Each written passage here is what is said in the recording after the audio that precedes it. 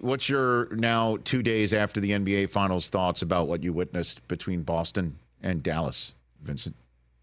Well, the Celtics, their social media staff came out with this video making fun of everybody who made Oh, wrong predictions. And you know who was on that video? yep. This guy.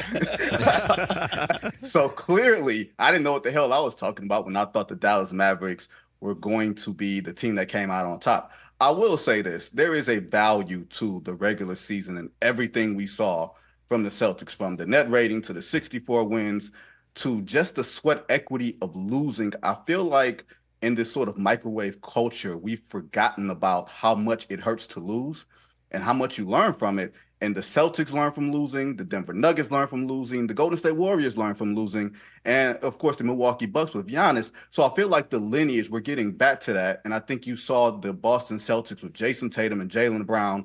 Granted, it was the best possible matchup for them with two smaller guards and Luka and Kyrie. Maybe not small in terms of Luka, but just being able to defend them. They didn't take a game off really. Like they got blasted in game 4, but you're up 3-0. Like I felt like the Celtics appreciated the opportunity that was in front of them. They learned from the mistakes of the past. And now like they're the ghost. They're the boogeyman that everybody is going to be chasing. So I think it was a just final as far as 5 games and a just finish. I voted for Jaylen Brown as MVP, and I feel pretty good about that. I would agree with you. I thought he was the most valuable player if you had to choose one. But that is also not what makes the Celtics special, that there's a big 2 or a big 3 and everyone else is kind of like role players behind them.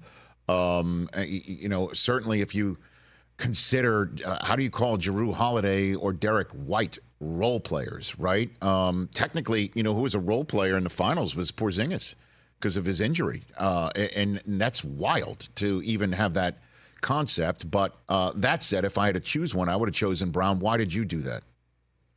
Well, I felt like when you look at the effect of the series, when I thought about the moments of the series, when the series was really in the balance, when I thought about game 3 in Dallas and Dallas is storming back with that 20-2 run, Jaylen Brown is the guy that took and made the big shots. He's the guy that defended Luka Doncic for the majority of the series, hounded him full court. You don't really see that anymore. Guys hounding someone full court, turning them around, and then also carrying a huge load on offense. That just takes a lot of bandwidth. And so for him to take on that responsibility openly and to not ask for help, of course, he got switched off a few times, but I felt like he was the catalyst in the moments that mattered in that series. I felt like it was pretty clear to me. I was surprised that it was a 7-4 vote. I understood it, but I felt like when you took on the bulk of the responsibility on both ends of the floor, it was a clear answer for me. Catch the Rich Eisen Show every single day on the Roku channel, 12 to 3 Eastern, for free.